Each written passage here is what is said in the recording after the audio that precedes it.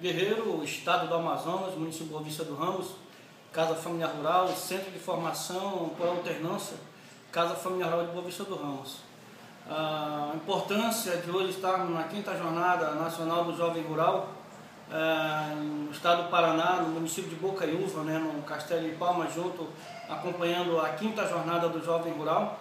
Nós estamos aqui com um grupo hoje de 4 jovens do estado do Amazonas, e se juntando a esse grupo são mais 300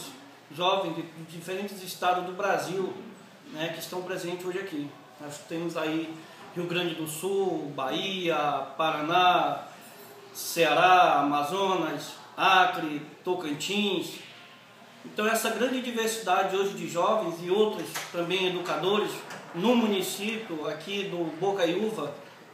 realizando a 5ª Jornada, mostra essa diversidade cultural dentro desse processo de organização e sustentabilidade, onde visa o desenvolvimento do homem do campo e principalmente essa nova metodologia, essa nova proposta de formação que é a pedagogia de alternância, onde a alternância ela é o instrumento principal de trabalho através de seus instrumentos pedagógicos,